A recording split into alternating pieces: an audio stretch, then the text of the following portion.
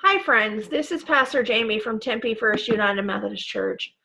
And I wanted to take a moment to wish you happy Easter. And yes, I know that it is not Easter Sunday, that we have moved past that. But in the church, we have a whole season to celebrate Easter. We have weeks and weeks to celebrate the resurrection of Christ because we are a people that take that resurrection seriously. If I'm honest, I've put off writing and filming this devotion all day because I was wrestling in my soul with what to say to you. Yesterday is Easter, but it doesn't feel like it, at least to me. I don't know what your experience has been. In my mind, it didn't feel like Easter because we were stuck at home.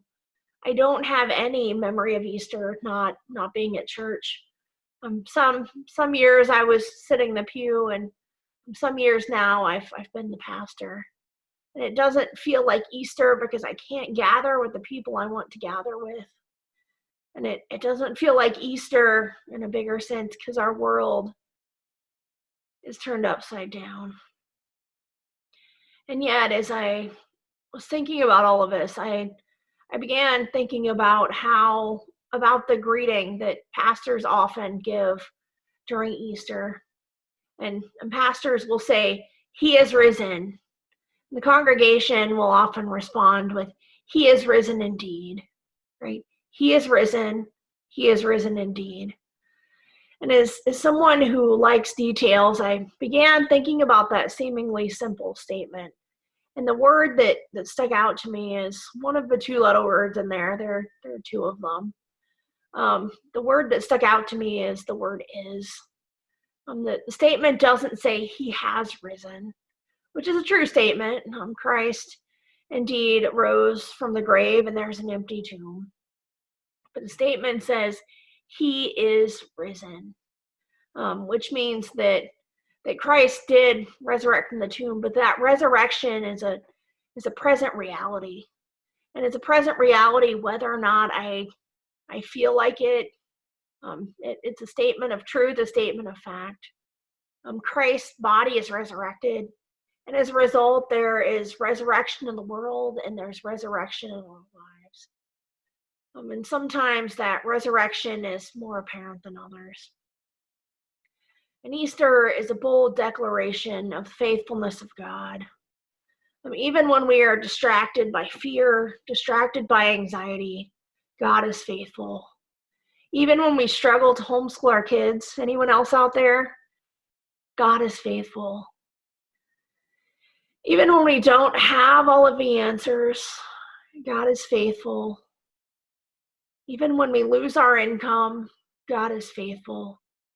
Even when we struggle to take care of family members across the country, God is faithful.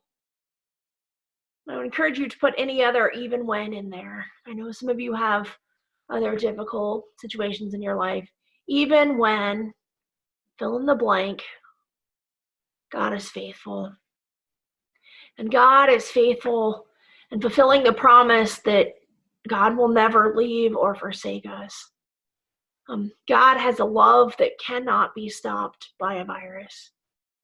And what I've come to realize today is that Easter takes our focus off of that narrative of fear and anxiety and reminds us that the world ends and the world begins around the gracious presence and love of God. That grace, that presence is always there.